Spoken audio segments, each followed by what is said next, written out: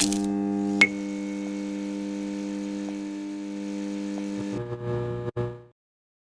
it going, everyone, and welcome to this week's episode of the High Voltage Show. I'm your host, Steve Cravens, and joining me today is my very good friend and fellow NFL enthusiast, Drew Willers. How you doing, buddy? I'm doing great, pal. Thank you for having me on. I'm super pumped. Oh, man. We made it, Steve. We made it. I know. We had live football this week. I know. I didn't think we were going to get it. I'm going to be honest with you. The Super Bowl feels like it was a month ago, tops. Yep. I mean, this whole year has just been one big dumpster fire that just kind of melts together. But anyway, we're here. We got our first game out of the way yesterday. Yes, and we're going to get our division winner picks out there. So, here's the thing that I wanted to talk to you about. It's so funny because, we always base our predictions based on the records of previous years. Sure. And I feel like this year there's been a couple major shifts in each, conference. But that said, I think that both you and I, even though for the record, we have not shared our picks with each other yet. No.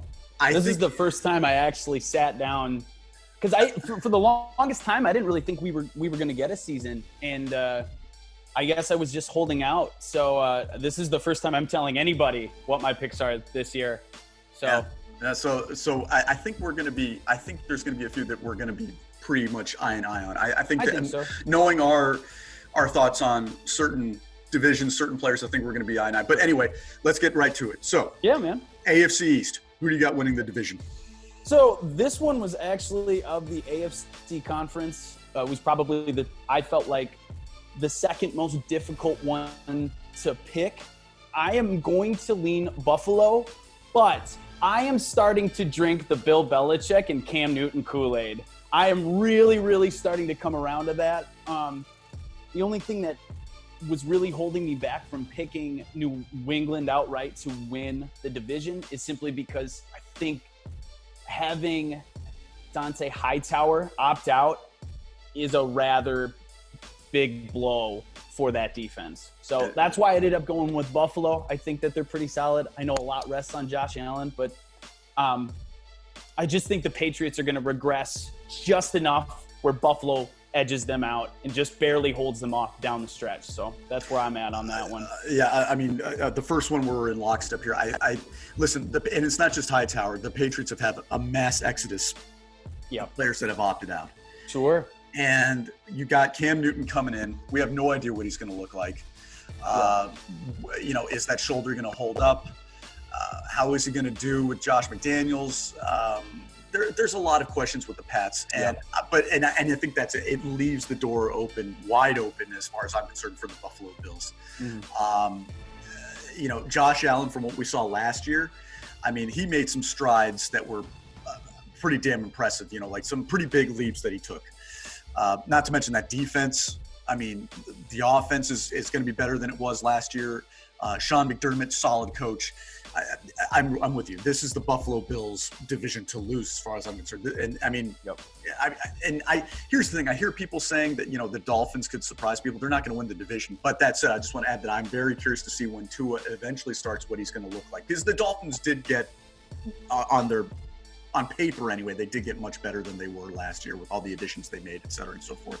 Yeah. So that's who I'm going to go with as well, Bills, for the AFC East. Now, let's move on to the AFC South. I think we're going to be lockstep on this one as well. Who do you got? So this one, when I really sat down, this was the one that I had the toughest time with out of every division in the AFC, in my opinion. I ended up leaning towards the Titans, but I do think the Colts are going to be very, very tough. I think Phillip Rivers is going to have some great games. I think he's going to have some awful games, as it was last year. But he's going to throw the ball a lot. He's got weapons in T.Y. Hilton. But ultimately, I just think that machine that Vrabel has running out of Derrick Henry is and they're so well coached and they're so defensively sound. I had to go with Tennessee. So I don't know where you're at on that one. No, we're this lockstep again. Colts have a really, really, really good roster. I'm just, at this juncture in his career, I would take Tannehill right now over Phillip Rivers, and that's really ultimately what it boils down to for me personally. I think they're two very well-coached teams. I think they have great defenses, but ultimately the tandem of Derrick Henry and Ryan Tannehill, and they're going to be so fired up, man. They're going to be a totally confident unit after the run they made last season. Yeah. They're going to be, I have a feeling, firing on all cylinders. I know a lot of people aren't really too sure about the Tannehill deal. If you look at the market, yeah, it's probably a little bit higher than I would have paid him, but you can't deny how well he played in the postseason. So that's where I'm at on basically that entire division. The Jacksonville's on the way out. They're tanking hard. Very, very hard. Hard. I mean, that's a total tank job. They're totally they're going after the number one pick. They're probably, I like Minshew, but right now Jacksonville has to have their sights set on Trevor Lawrence. I would assume. We got Titans, Colts, the Texans, yeah. Oh, and the Texans. I love Deshaun Watson. He plays great. He just, I don't know. You're going to throw the ball to Will Fuller 10 times a game. I don't know how it's going to work. Or not throw it to Randall Cobb, who had 0 targets yesterday. It's just tough. It's so tough on Deshaun right now. I'm happy he got paid. I'm happy that the franchise is investing in him long-term, as they should. But I think this year it's going to be awfully difficult for him to generate a lot of wins on his. He's only going to be able to carry, I think, this roster so far this year. But the future is bright for Houston. But ultimately, I think Titans are the best team in the division. So, honestly, man, there was a part of me that.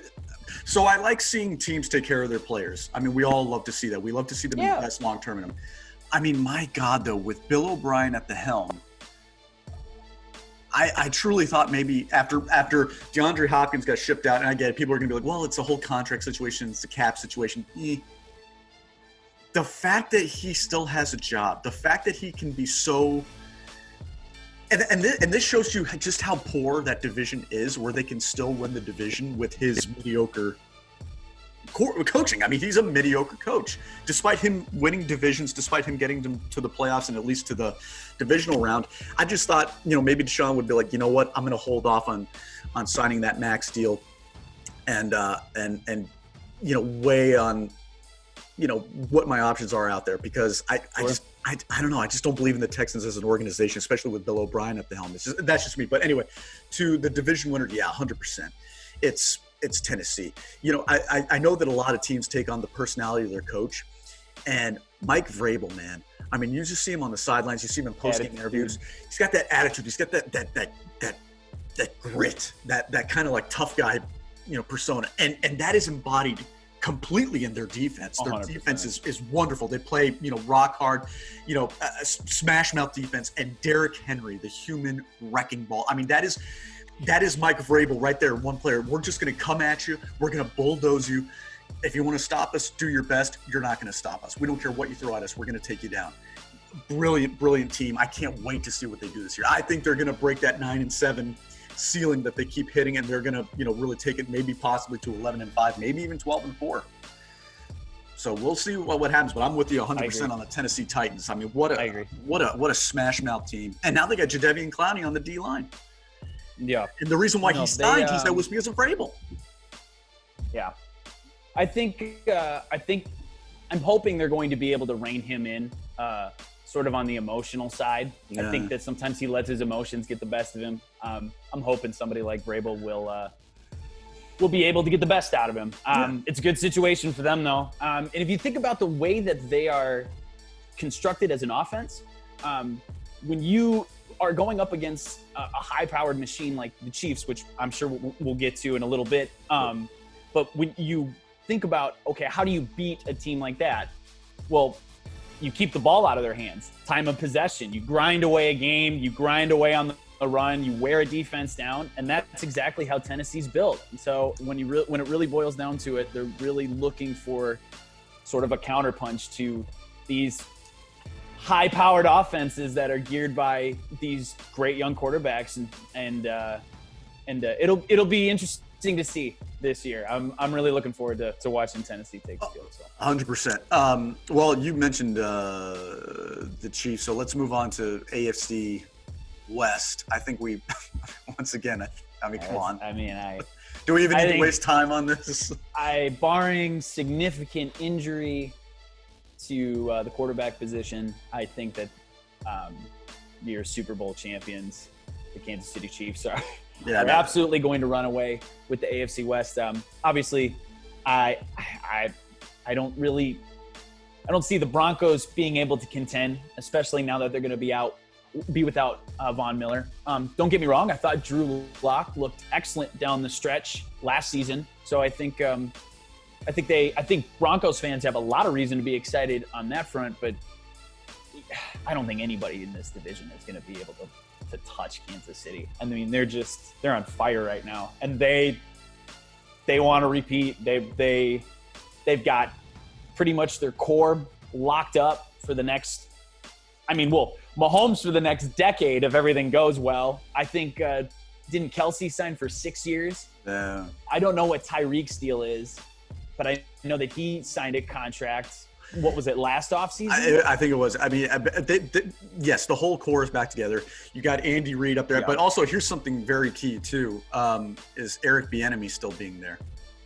Absolutely, I completely agree with that. Now everybody likes to give Andy Reid credit, and he is a play caller that's great. But from what I understand, reading different things about the Chiefs, reading how they operate, Eric Bieniemy is a big component of what plays Andy Reid likes to call, what plays Andy Reid decides to go with on certain situations, what he calls for certain players. I mean, Eric Bieniemy I don't want to say he's top dog there because Andy Reid is, but he's a key piece in that offense. 100%. So they still have him, and the fact that he wasn't hired last year for a head coaching job, I mean, Jesus, I don't know what to say. Ridiculous. I mean, I would fully expect if they keep firing all cylinders like this.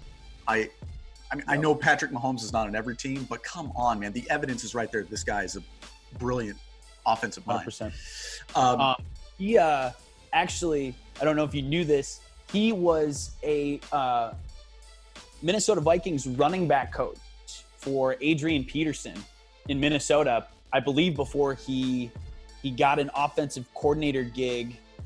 I don't think he went to Kansas City right away after that. He might have, but Adrian Peterson has accredited Eric Bieniemy for really coaching him well in the first few years of Peterson's career. So this guy knows how to talk to players. He expects a lot of them. I don't understand why that guy did not get a head coaching job last offseason. Well, you and I were.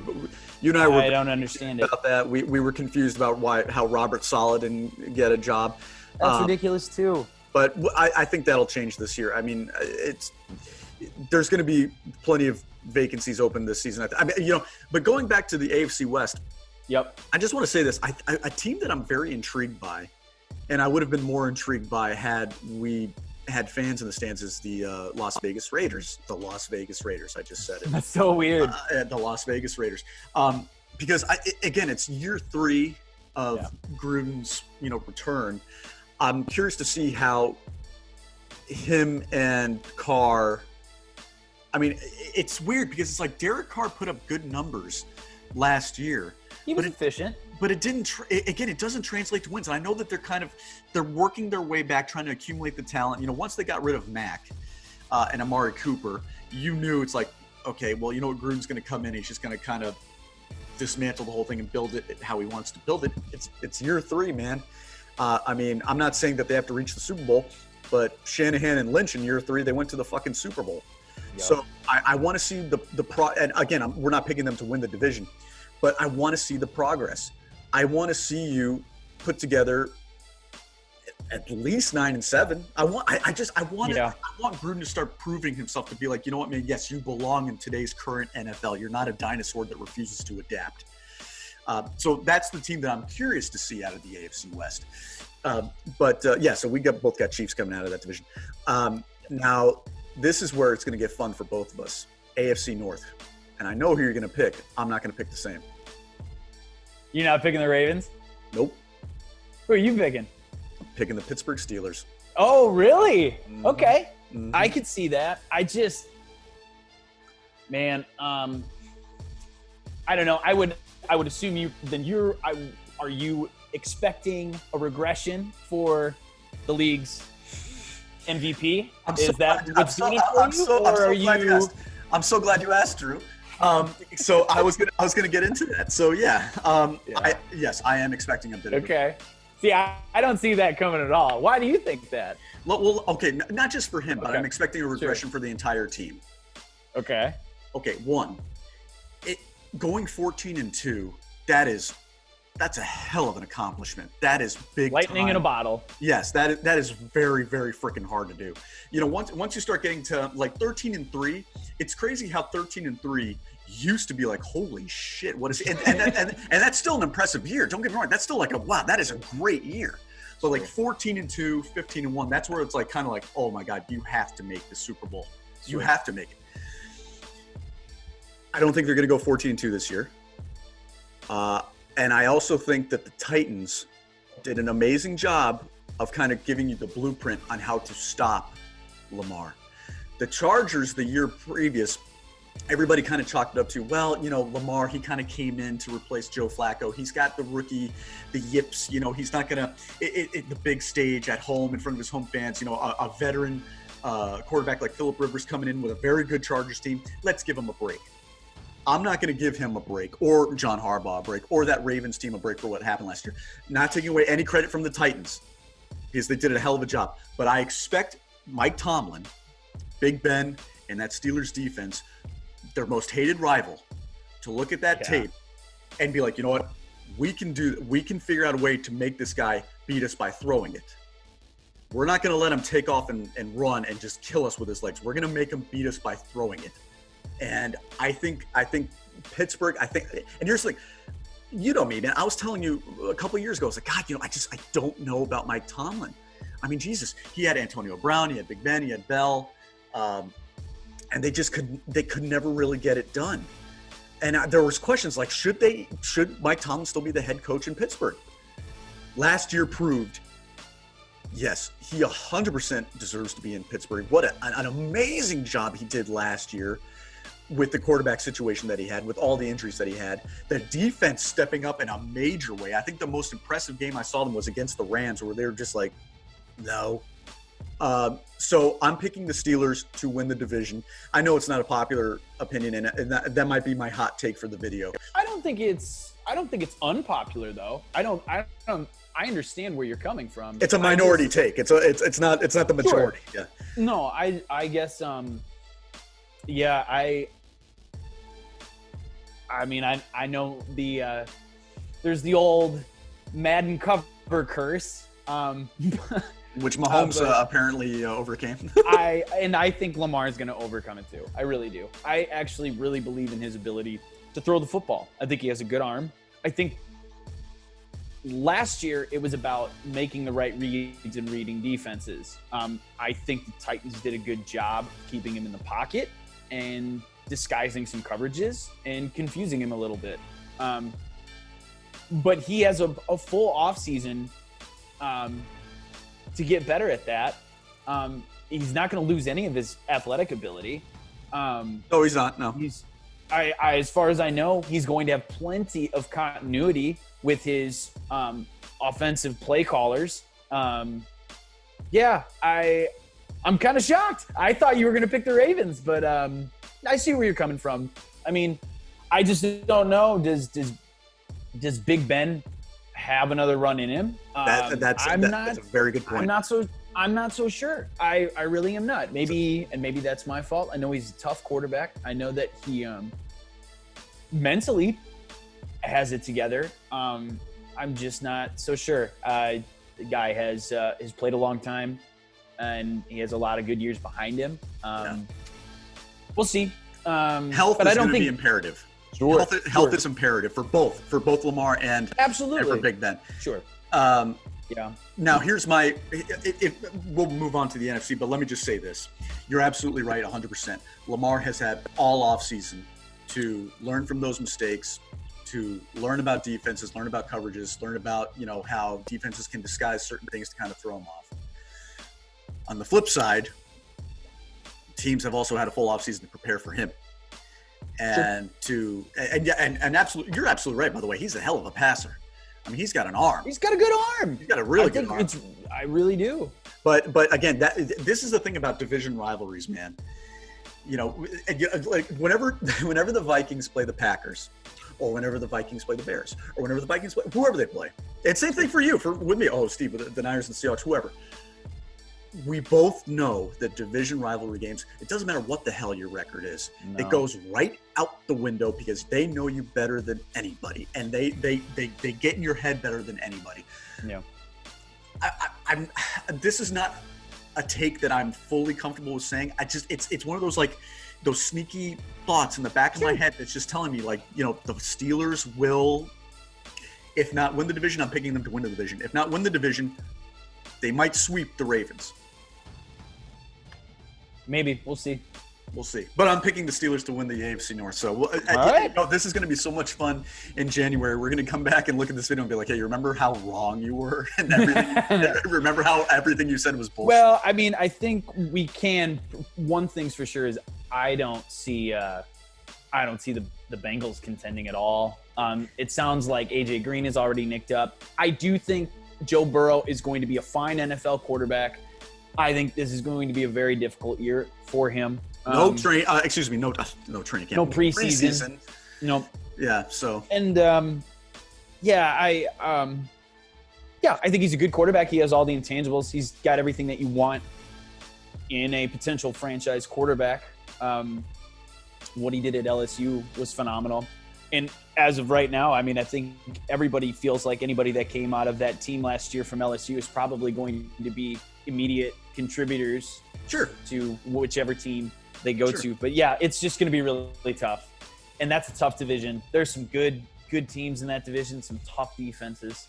Well, first of all, he wasn't the number one overall pick because he was going to a good team. Yeah. And they got plenty of holes, man. I mean, listen, I am excited to see what Joe Burrow does.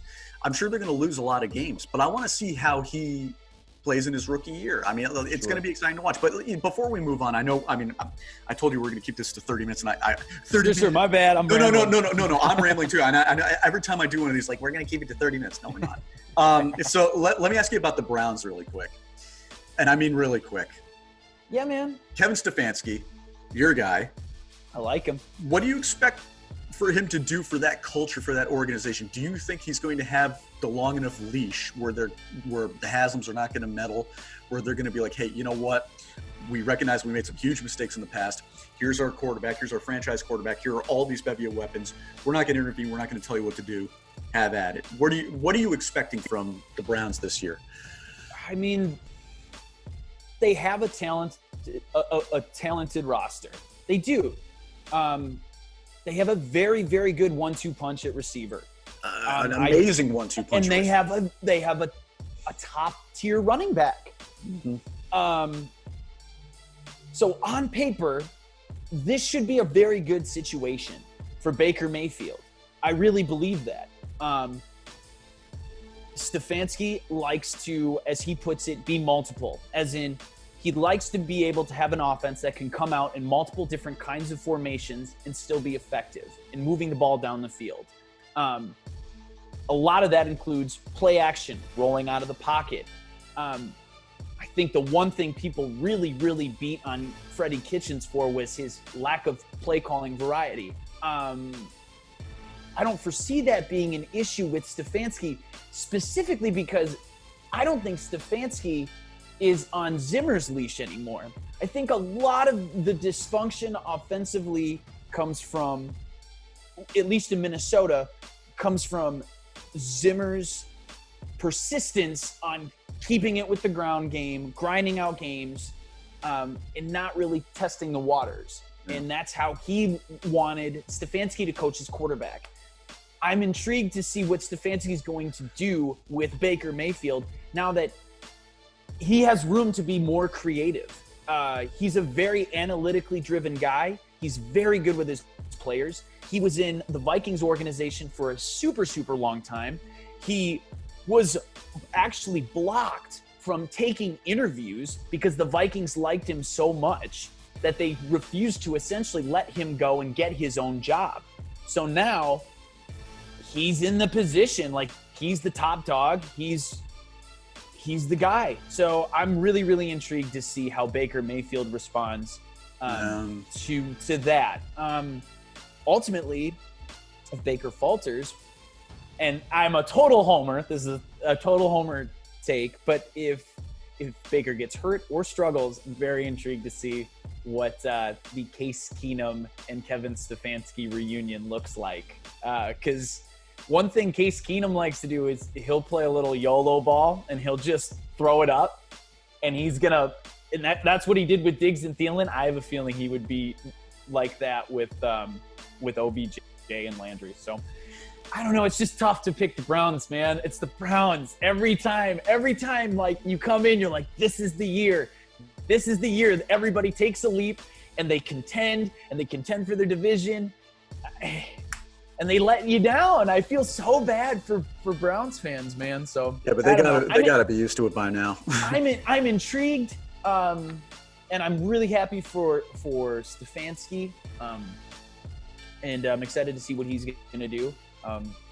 But yeah, it's tough to pick the Browns. It's really tough to pick the Browns. Yeah, I'm 100% with you. I mean, and why? Because they're the Browns. So yeah, I can't wait to see what Joe Burrow's going to do. I'm intrigued to see what Stefanski's going to do. But yeah, still, I'm going to go with the Steelers. All right, now let's move on to the NFC, because this is really why I wanted to do this with you. So yeah, let's go with the NFC East. Who do you got coming out of it? I got the Eagles. How about you? Same thing. Yeah. Same thing. For a second there, I thought you were going to say the Cowboys. No, I can't do it. I'm just not a Mike McCarthy believer. No disrespect to the guy. Guy won a Super Bowl, had an unbelievable run in Green Bay, 15-1, some of the greatest offenses the league has ever seen. I'm not a believer. I'm not so sure that he's been out of the game for a minute now, and it ended pretty tough in Green Bay. So very, very. I'm just not a believer. I guess that's really what it boils down to with the Cowboys. I'm with you. We'll see. With you 100%, because and this is the Cowboys are obviously a better organization than the Browns. But that said, the Cowboys they're kind of like the Browns in the sense that every year is always their year, and they always seriously, and they always seem to have like all the talent in the world. A lot of that is media driven, though. Well, it's also Jerry driven. The greatest spin master in the NFL. And yes, they got CD Lamb, who's I mean, you look at his highlights. Yeah, he looks great. You got Amari Cooper. Yeah, you got Dak, you got Zeke, but I mean, again, it's they're all flash and pizzazz. And Mike McCarthy, you look at his last couple of years in Green Bay, his offense was stale as, a bag of Fritos that had been left open for a week. It's just like, I mean, there was no inspiration, there was no creativity. And most of that shit, we were talking, a couple of years ago about, it's like, how much of it is really Rodgers improvising at the line of scrimmage and how much of it is Mike McCarthy's play calling? And some of those years, Mike McCarthy wasn't even calling the plays. So you're right. The Eagles, on the other hand, Doug Peterson is legit. Doug Peterson, I mean, look at the job. Look at what he did last year, for example. I mean, with the hospital that he was coaching and to still win the division. That guy's very good at what he does. He's very, very good at what he does. I think we can say that. He's very good at what he does. Yeah. Now, obviously, listen, we got to talk about this. Carson Wentz, how many years are we going to do this dance where he looks hurt? I don't know. It's a shame because he is a unbelievable talent. That guy was having an MVP season in 2017, 2018? Yeah. 2017, yeah. Hell of a run. And yeah, that ACL, and it's just, he's got all the talent in the world. He that game where they went into Lambeau on a short week last year on a Thursday night. Yeah. Unbelievable performance. He's very, very good, but I think there's a reason why they went up and got Jalen Hurts. And people in the media were very upset about that. Not as upset about Jordan Love going to the Packers, but people were like, "What? How can you do this? Like Carson Wentz, your guy, you just gave him an extension." Look at the history, guys. You have to prepare. You cannot blame the Eagles for doing this, despite how talented Carson Wentz is. The history is every year, every 2016, 2017, 2018, and last year in the playoffs against Seattle. So. It is what it is, but that said, yeah, I'm rolling with the Eagles just like you. Great coach, great quarterback, tough as nails, never say die. Cowboys all flash and pizzazz. Giants, Washington football team, not even going to waste our time. So that's what we got. Now let's move on to what I'm considered to be the most fun division in the NFC South. Sure, I would agree with that. Definitely the most fun. This was very, very difficult because like the Cam Newton, Bill Belichick Kool-Aid I'm on right now, I'm on that Tampa Bay Kool-Aid. All right, I'm kind of feeling it with Tampa Bay right now, but not enough to push me over the edge. I'm picking the Saints. Oh, they're going all in. They, I think Drew Brees will have a great regular season. I think if he doesn't happen to play all 16, I think that Sean Payton has proved that he is a good enough coach where he would be able to make it work with Taysom Hill and Jameis Winston. It's tough to pick against the Saints, but man, I really think Tampa Bay is going to contend now. I truly do. I think Tampa Bay could really do something special. Both teams are going all in, by the way. It's not just the Saints. 100%. Except for the Panthers aren't going all in. Oh, no, I just meant between the two. Between Tampa Bay gotcha. Between Tampa and the Saints, they're both making one-year deals. Sure. Just all the chips to the table. Let's go. Yep. I picked the Saints. I'm with you 100%, Saints. And my logic being, and I wrote an article last night that I'm posting this morning. Tampa Bay, I think, is going to have a couple speed bumps at the beginning because there wasn't that preseason. And there are, Tom Brady himself has already come out and said this. It's like, it's kind of surreal being with a new offensive playbook, because it's been the same playbook for years and years and years. Sure. Now he's got a new playbook. He's getting used to his new head coach.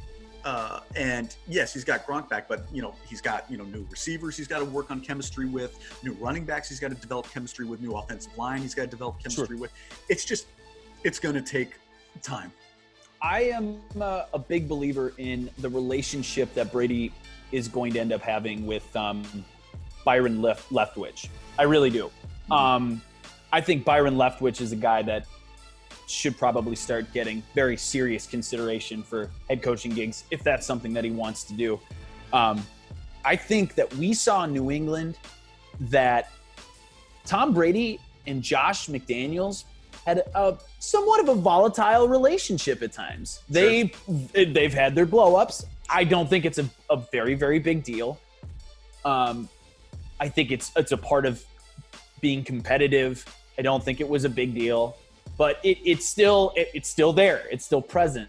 I don't know if he's going to have that kind of relationship with Leftwich. I actually think that they are going to be able to get on the same page very quickly, and thus that can really get things going with Tampa Bay. And I actually think that with a year off to heal and get right, I think Gronk is going to be more effective than a lot of people think. No, I can't debate anything you just said. I mean, it's accurate. I mean, let me counter by saying this. Sure. Not even counter, but let me just bring this up to you and see what you think. Sure. The New Orleans Saints had that lull for 3 years, 2014, 2015, 2016, where they went 7-9. Yep. Then 2017. Flip the switch. They go to the playoffs. The Vikings rip their heart out of their chest and put it in a blender. And then the Rams and the refs really, if the Vikings took their hearts out the year prior, then the Rams and the refs took their soul out and just ate it. And then last year, your boys did it again.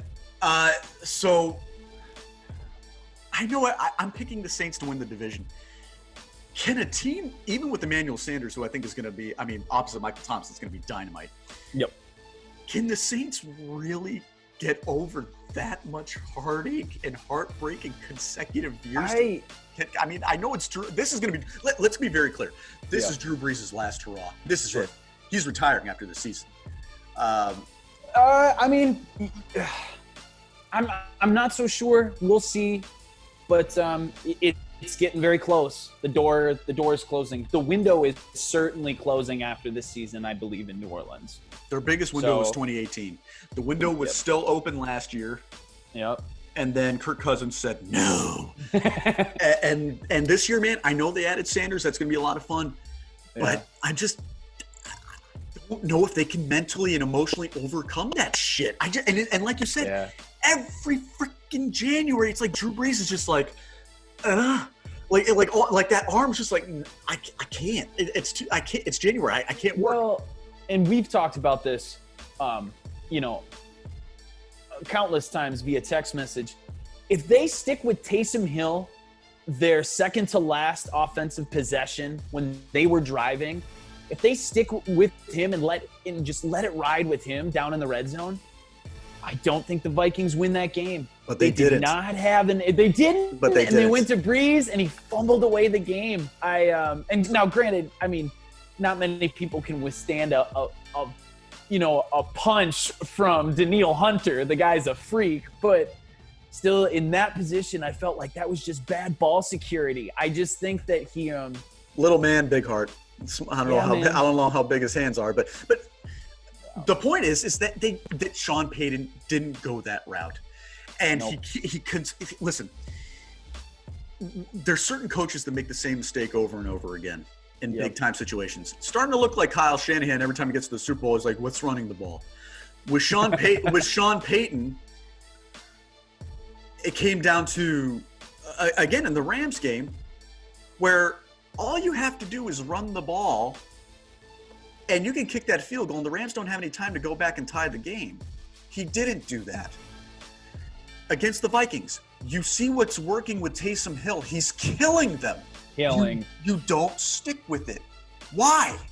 So I think at a certain point, certain coaches, it just is who they are. Like they're not gonna all of a sudden change their offensive philosophy depending on what game it is. So I don't think that Sean Payton's going to be like, oh, hey, we're in the NFC Championship game. Let me start rolling with Taysom Hill, even though we're killing the opposing defense. No. It's all about Drew Brees. He's one of the greatest quarterbacks of all time. We're going to put it in his hands. And I think that the same mistake is going to keep happening. I don't see it changing. So, yes, I'm picking the Saints to win the division. Tampa Bay could very well – and here's the thing. As much as I'm looking forward to seeing Tampa Bay and New Orleans week 1, I kind of wish that it was later on in the season because I want both teams to kind of have a chance to really kind of shake the rust and really kind of get acclimated. You know what I mean? It's kind of like, when the NBA restarted, we got Clippers, Lakers right away, and I get it. You want the ratings, but at the same time, both teams are kind of like creaky. I wish it happened later. But, yeah, man, I'm kind of with you in the sense that I think Tampa Bay will get their shit together. I am predicting that they will start a little slow. There's going to be some kinks to work out eventually that they'll eventually get over. But yeah, Saints division all the way. And also note, I think the Falcons will make a little noise too because I think they'll fight for Dan Quinn to keep his job. Absolutely. I'm interested to see what Gurley's got. If Gurley is what he was a couple years ago, which I know is highly unlikely, but if he is, if they've got a very healthy Todd Gurley, Julio is still Julio. I'm a big Matt Ryan guy. I think that he's a very solid quarterback. He's underrated. And like you said, the whole team, but especially the defense is going to be fighting, I think, very hard for Dan Quinn. I think they respond to him as a team. I hope Teddy in Carolina progresses. And it sounds like, from what I understand in training camp, he's actually done a lot of work on his deep passes. He's more accurate down the field. So it'll be interesting to see if – I don't think they will, but if they can make a little bit of noise. It's going to be tough, though. First-year head coach making the jump from college. sort of an unproven commodity at quarterback. It's hard to pick Carolina barring significant injury to the Saints or the Bucs. It's hard seeing Carolina leapfrog all three of the other teams. I've got them finishing at the bottom of the division, but I'm very surprised that you just called Teddy Bridgewater an unproven commodity. Well, I'm just simply saying that so we know that he's healthy. Yes. We know that he has the abilities to be a good quarterback. Yes. I love Teddy. I think he is a good quarterback. I'm just saying you're not going to be working with Sean Payton. You're going to be working with a new coach, new system, new receivers. I just think that's what makes it sort of an unproven commodity, I guess. Not necessarily, maybe that was probably the wrong way to put it. I just think that, we're not 100% sure what we're going to get out of Teddy for 16 games. I would be more than confident to have Teddy be a starting quarterback. That's obviously why they paid him. But I think it'll be interesting to see what he can do. It'll be very interesting to see if they are as creative with Christian McCaffrey with Teddy at quarterback as they were with Cam. They did a lot of different stuffs. They put him in motion, put him out in wide receiver. It'll be interesting to see if they continue to do those kinds of things with Teddy. By all accounts, though, Teddy's looked great in training camp. That's what I've read. Everything that I've read and heard on social media, and so I'm happy for him. I'm very, very happy for him. If anything, I'm going to go ahead and say that Matt Rule is the unproven commodity. Like, you know what I mean? That's probably a better way to put it. His offense and all that stuff. Correct. That's probably the more unproven commodity. Correct. Teddy has proven that he can ball at the professional level. Absolutely. Just for fun, I've had a couple scenarios in my head, and I'm not wishing injury upon anybody, but just imagine, the Panthers go into play New Orleans, that would be incredible to see Teddy Bridgewater take out the Saints. And let's say Breeze isn't playing and, Jameis Winston's playing, or even Drew Brees isn't playing, Jameis Winston's playing the Bucs, so there's a lot of it's kind of incestuous in that division. But I think if you really break it down, I could be wrong, but a lot of divisions are like that. NFC North is like that for sure. There's lots of player swapping in the NFC North. I guess, yeah, you're right. Yeah. So, but I see what you're saying. There was a lot of major pieces that moved around that division this offseason, particularly Jameis Winston to New Orleans. But as it stands, correct me if I'm wrong, Jameis is the third quarterback on that depth chart behind Taysom and Breeze. So we'll see what happens when Breeze goes down. Which, hopefully doesn't happen. It'll be interesting to see. No, I don't want that to happen either. Yeah. But if it does, if for whatever reason they do run out Taysom Hill, it'll be really interesting to see how that guy commands a huddle, how that guy puts a series together, makes adjustments at the line of scrimmage. Those are the kinds of things that veterans like Drew Brees can do for you. We don't really know yet if Taysom Hill has that ability. So, well, there we go. So we're going with the Saints and then Tampa Bay also to make some noise. All right. So now, this is really why I asked you to come on and do this with me, is to talk about the NFC North. NFC North. Now, this one was tough. Really? This one was tough for me. Really? Yeah. Okay. So 2 years ago, I picked the Pack to win the division, and I picked the Vikings to get a wild card. Pack won the division, Vikes missed the playoffs. Last year, picked the Vikes to win the division, Pack to get the wild card. They swapped. So this year, going in, and I'm saying that the Minnesota Vikings are going to win the division outright.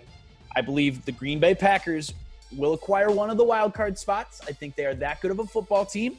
Sure. But I think the Minnesota Vikings have a nucleus right now between coach, quarterback, and general manager. They're all signed for the next 3 years. This is going to be their run. There will be an adjustment period early on for Minnesota, particularly on the defensive side of the ball. No more Linval Joseph, no more Everson Griffin. lots of young corners. Jaron Kearse is now gone. Mackenzie Alexander now gone. So you know, they lost a lot of major pieces defensively, particularly in the secondary. They will be young and inexperienced. Ultimately, though, I believe in Mike Zimmer. I believe in his ability to coach, particularly coach young corners. I think that he will, you know, there will be an adjustment period. I think it's going to be awfully tough week 1 against Green Bay, playing Aaron Rodgers in your first professional league football game in a stadium that will be empty. There will be no home field advantage for you. So it'll be awfully tough for them. But I think Kirk Cousins has proven, and proved it last year, that he can win big games. I understand that the guy is an absolute social media target. People love dunking on him. People love clowning on him. That guy won big games last year. He showed up in big performances, particularly Sunday night against Dallas. That was a huge game. Defensively, they were bad. They really needed Kirk Cousins to deliver, and he played great. And Dalvin Cook. And Dalvin Cook. It was just tough. And I think they're going to be mad. I think they're upset that they didn't win the division last year. I think most of the division feels like Green Bay got away with a few games that they probably shouldn't have. Especially the Lions. And so, I don't know. I think that I think Minnesota's going to deliver this year. I think they split with Green Bay. I think they split with the Bears. I think they sweep the Lions. Yeah, I'm going with the Vikes. I'm going with the Vikes too, as I do every year. And I got the Green Bay Packers taking a wild card spot. I think you're wrong though about splitting with the Bears. I think you guys sweep the Bears, and I know what you're gonna say. They don't play well though in Chicago at all, dude. Okay, well, okay, fine. You're bringing that up. Fine, I'm gonna go ahead and talk about it right now. All right. Well, no, because I want to talk with you about it after the game briefly, but I mean, sure. Let's just the flow of the conversation. This is going to be a very interesting season. Like, okay, so I'm just going to go ahead and fess up. Last night, I was very underwhelmed because there were no fans in the stands, and it was actually kind of sad. It's kind of like when I kind of watch the MLB games, you know, and there's no one out there, and it's just it feels like the heart and soul of sports, even though it's there, it's not there. It's the sports are there, but the passion, the enthusiasm from the fans, it really is sorely lacking. For the NBA as well, less so because, you know, the virtual fans are there and the noise is there, whatever. You have the illusion of there being fans. Mm-hmm. Last night it was disheartening. Because there's going to be no fans or very little fans, you're going to start seeing what teams are really better than the other teams and don't get the boost from their home crowds. Point. You're going to see what coaches are better than what coaches, what players match up well with other players. Because let's be real. When you're in an NFL stadium at full pitch, especially at home, that just gives you more life. Even if you're not better than the team you're playing against, you will play better. It's the best. So that said, man, I know the Vikings have struggled in Soldier Field. You're not going to have fans there. Yep. And I know that the Bears defense is solid, even though it has taken a few losses since that 2018 season. At the end of the day, man, Mitch Trubisky is on the other side of the ball. He is. And you know, I know what you're going to say. Hold it. Last year, when you guys were in Chicago, he got hurt. The backup came in. The backup beat you guys. Mitch Trubisky stays in that game. You guys win that game. Period. End of story. You game plan for him. He goes out. Your game plan's out the window. Yeah, you're going to try to make adjustments at halftime, but the reality is it's just hard. It's hard to game plan for a team, and then the person you game plan for is out, and then you're kind of like, oh shit, we have to do this on the fly. Not every team can do that. So I think you guys sweep, because honestly, man, I don't believe in the Bears. I don't think they believe in their own fucking quarterback. Excuse my language. I know the history. The history's there where you're like, oh God, we don't play well at Soldier Field. Oh God. Yeah. It's not the same. It's not the same. Fair point. And you know what? Mike Zimmer, better than Matt Nagy. Kirk Cousins, better than Mitch Trubisky. Receiving core. Before we move on, sure. Justin Jefferson. Honestly, my main concern with JJ was that he, in watching his tape, more or less his highlight reels. I'm not going to act like I broke down every single one of his college snaps, but things based on what analysts that I follow on social media that do like the all 22 and they give you every angle. Initially, my concern when I watched his stuff, I didn't really know if he had the ability to gain the separation that is needed at the NFL level for wide receivers. I know that he's a physical freak. I know that he's fast. I know he has great hands, great concentration. I just wasn't sure, does he have the ability to run routes? I know he can run routes, don't get me wrong. There is a level of craftsmanship for really good wide receivers and their ability to disguise routes, make cornerbacks think you're doing one thing and then doing another. And I was a little bit concerned that maybe that wasn't something that might be a deficiency in his game. Now I don't feel that way. It sounds like he's had a great camp. He's going to start the season at wide receiver 3 behind Olabisi Johnson. I don't believe that to be a particularly big deal, partially because BC has also had a good camp. But I am more confident now in Justin Jefferson and his ability to create separation away from cornerbacks and his ability to disguise routes. I think that he will be a major contributor to the offense sooner rather than later. I'm very, very excited. I think it does tell you something when somebody like Aaron Rodgers tells you that he was eyeing Justin Jefferson for the Packers. Yeah, well, you know who wasn't? That's high praise. That is a Hall of Fame quarterback with mad respect. No, but you know who wasn't eyeing Justin Jefferson? The Packers. No, doesn't seem like it. They were not eyeing it, man. The Packers are still a great team, but I don't understand the draft. We've been through that. I know it's been talked to death. So I know. I know. It's mind blowing. There's still a very good football team, though. Green Bay will absolutely make the postseason. I can certainly see the teams switching. Aaron Rodgers is still Aaron Rodgers. He's been on the regression though. The numbers don't lie. Yeah, no, the mobility is down a little bit, but Devontae Adams is an elite wide receiver. Jair Alexander, I believe, is an elite corner.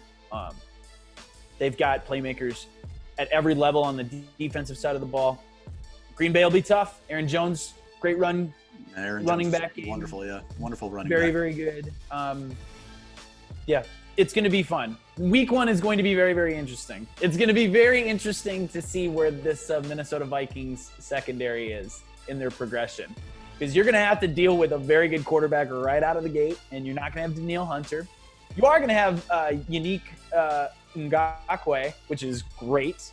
But yeah, this first week is going to be very, very interesting. It sucks. Minnesota, in their entire franchise history, have never opened at home against Green Bay. And the one year they do it, there's not going to be a single fan in the stands.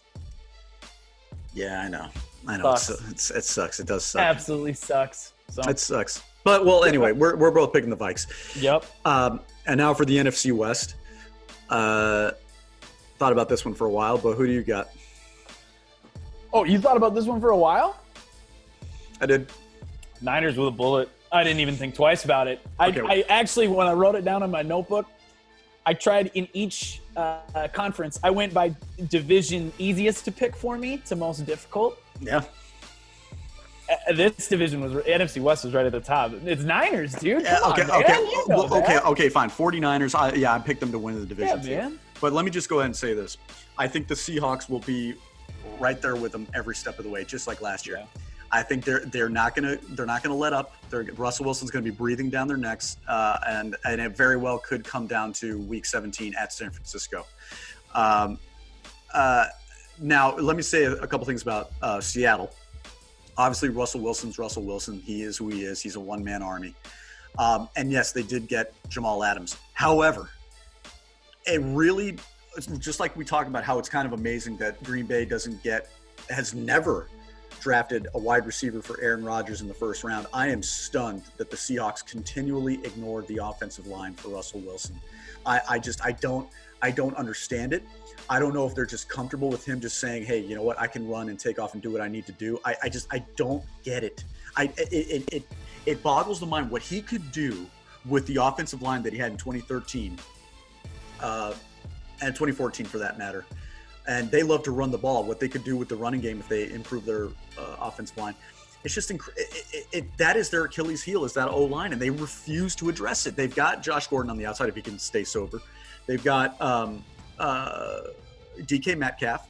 Now they have Greg Olsen on in the twilight of his career looking to get a ring. Good luck. And then the defense. Yeah, you got Jamal Adams. Yeah, you got Bobby Wagner. That defensive line is atrocious. Yeah, it's atrocious. It's a little tough. So I just why is it the teams are? I get being confident in your quarterback when you have every reason to be. I understand that, but why wouldn't you want to maximize their chances to succeed, their opportunities to succeed? Our offensive line is a huge liability. No, we're going to go over here and address the corner, which is really not that big of a problem. Our defensive line leaks like a sieve. No, let's go ahead and draft a wide receiver, even though we've already got two very capable wide receivers. Where we're solid at, let's make it better, as opposed to where we're terrible at, let's make it better. I don't get it. What do you? What? So anyway, so I think they will be nipping at the heels of the 49ers. Obviously, losing DeForest Buckner is going to affect that defensive line, even though they've got guys that can step up and really wreak havoc. I can't wait to see what Javon Kinlaw does. I cannot wait to see what Brandon Ayuk does, because apparently he has been sensational. Kyle Shanahan's very hard to please. He doesn't praise his wide receivers. The one that he loved to praise was Emmanuel Sanders, but again, proven vet. Yep. He has said that Brandon Ayuk has been better than most vets that he's seen at the NFL level. Really? He said, I really truly thought that not having preseason games was going to affect his game and affect his routes. He is leaving guys in smoke. So I cannot wait to see what Brandon Ayuk does. He's the one rookie in the Niners that and to see if Jimmy can establish that rapport with him, because he got something going on with Debo. And we'll see if Jordan Reed can stay healthy, how that two-punch between Kittle and Reed will affect offenses. And then your guy, Jerick McKinnon, after a 2-year absence, finally coming back. So we'll see. I love Jet. I miss that guy. So we'll see what. And let me ask you. Yeah. The Rams seem to never learn. They just gave Ramsey that huge contract extension. Obviously, you got to do it. But again, now you're running. You don't have money to pay other guys. It just. So what do you give the Rams a chance of winning the division? Not particularly high. I don't know. They have a very, very good coach. I believe in Jared Goff's ability to play quarterback. I don't think it's any secret, though, that he was very exposed by that Super Bowl performance. It was very, very clear that he depends a lot on Sean McVay to read defenses for him, make the reads, and then subsequently, make the play. When defenses wait to shift until the microphone goes off and McVay can't communicate with him, it was very clear that Goff was very, very lost. And he had a very difficult time making the correct decisions, knowing what was going on. So I don't know. And we'll see. I believe that they can be a good football team. I think that they have pieces, but I just think too much right now is you're relying on Goff and his ability to mentally be able to progress. And I'm not so sure. I can't say that I'm 100% confident. I've got them finishing fourth in the division. Yeah. I've got the Cardinals being the most improved. However, I am curious to see if Kyler has the sophomore slump. Because again, we're talking about the offseason. Sure. Offseason, people have an opportunity to game plan for you and to figure out, your weaknesses, et cetera, and so forth. Sure. So I am curious to see if he takes a leap or if he regresses. Because again, he's got Larry Fitz, the ageless wonder, and now he's got DeAndre Hopkins. I love that dude. So we'll see what happens with the Cardinals. I'm actually very nervous to play them week 1. I'm very nervous because Kyler gave that defense problems. Mobile quarterbacks give them problems. So that kid can play, man. Kyler can play. He really, really can. If he's a little man, but man, I think it's been proven though now that you don't need this traditional 6'2", 6'3", 6'4" quarterback that stands in the pocket. You can win with smaller quarterbacks, so to speak. Russell Wilson's not a big guy. Breeze is not a big guy. I don't think. If you can play, you can play. If you can read defenses, if you can escape pressure, if you can throw good passes, you can play quarterback. To be honest with you, seeing how small Kyler Murray is, like watching those games. He is so damn tiny. He's little. It looks like a little kid out there. It looks like a little kid out there. So like when you see him like behind his own line, it's like how the hell can he even see above his own line? He's so damn tiny. But yeah, anyway, man, he's fast. He's elusive. He's got a hell of an arm. He's the one who I'm looking forward to watching in the division to see again take the stride or regress. And listen, we've talked to death about everything, but real quick, give me your wild card predictions for each. So my wild cards for the AFC. Are the New England Patriots, and the Indianapolis Colts. Well, remember there's a third one now. So now we have three. Oh my God, you're right. We have three. I'm so sorry, Steve. I was clearly not prepared. I did not know there was going to be a third one. I have to remind myself of that. But I'll go ahead and give you mine. Go for it. New England Patriots. Yep. I'm going with the Houston Texans. I'm going with the Baltimore Ravens. And then for the NFC, I'm going with the Tampa Bay Buccaneers, the Green Bay Packers, and the Seattle Seahawks. That I would be, I was outside of, so I would go Pats, Colts, Texans then, and I would go Pack, Hawks, and Bucs. Those would be my three. As it is right now, I think it's pretty hard, especially in the NFC. I think those are pretty much set in stone. We could do a couple switcheroos in the division, but if you look around at the teams in the NFC, it's very clear that those teams are the best teams. I agree. On paper, we'll see if they can execute. Anything can happen. Yeah, and there's going to be monumental injuries. Happens every year. It's unfortunate. Yeah, exactly. Like I said earlier, Packers roster's just too good in my opinion. Barring a major injury to 12, I don't really think there's any way that Green Bay misses the postseason. Same thing with Seattle. Quarterback plays too good. Pete Carroll, like you said, I still think Niners are going to run away with the division. Run away with it. Damn. I really do. That's where I am with it. That's just me personally. But yeah, Hawks have too good of a roster and too good of a quarterback to not make the postseason. And like I said, I'm drinking that Tampa Bay Kool-Aid. I'm coming around to it. I don't blame you, man. I don't blame you. It's hard not to get caught up in the hype, man. Man. It's especially okay. If there had been any other coach other than Bruce Arians coaching the Tampa Bay Buccaneers, any other coach, I don't care who it is, I wouldn't have been as jazzed up about this. But I love Bruce Arians. I love his attitude. I love his philosophy. I love everything about Bruce Arians. He's the coach that. He's your guy. You've been on him since the Cardinals days. Yeah, beginning in the Cardinals, 100%. Well, he adores his players, and his players love him right back. Sure. And there's no bullshit about him. He's very honest. He's blunt. He's what you want your coach to be. So I can't wait to see with his philosophy, his kind of like let's rip it and have fun philosophy, as opposed to what Bill Belichick does, which is very like it's like a robot. We got one goal, one mission. You're not allowed to have fun. We'll have fun when we win the damn thing. Yeah. I can't wait to see, especially for Gronk, because Gronk even said he's like I wasn't having fun anymore. It stopped being fun for me, and now he's in an environment where it's fun again. That's all he can do is have fun. I agree. So sure. I can't wait to see it, man. It's gonna be this Sunday's gonna be a blast. It's gonna be an absolute blast. Like I said, we made it. We weren't so sure we were gonna get there. But I was doubtful. I didn't think we were gonna do it. I'll admit it. I was doubtful. And just a little shout out. I cannot believe, for the first time in history, I'm gonna be watching Miami Heat playoff basketball while the 49ers are playing football.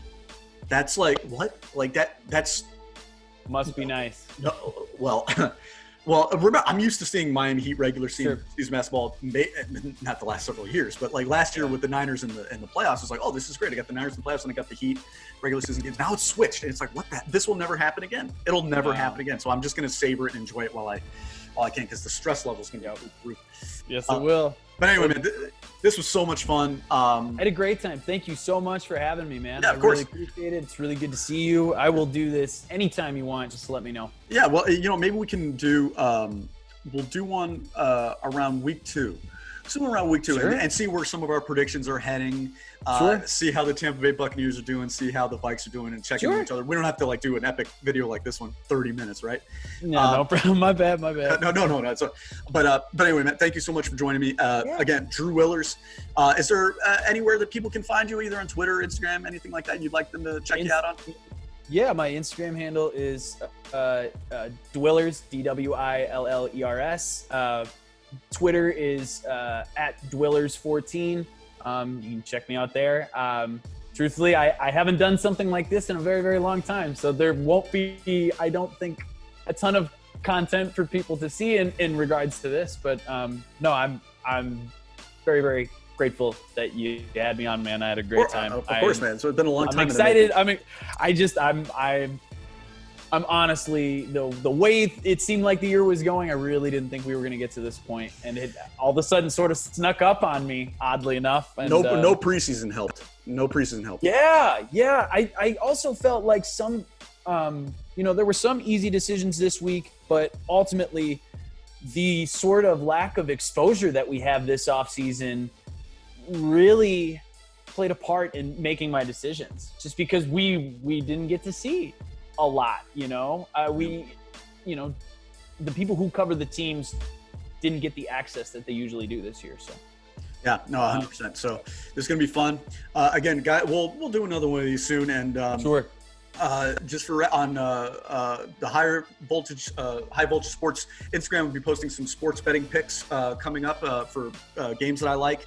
Posted a new article for the Milwaukee Bucks and their collapse, and going to be posting some new articles as the season goes on as well. So again, everybody, thank you for watching. Enjoy week 1. Enjoy all the games. I'm Steve Cravens. That's Drew Willers, and you've been watching the High Voltage Show. Catch you next time.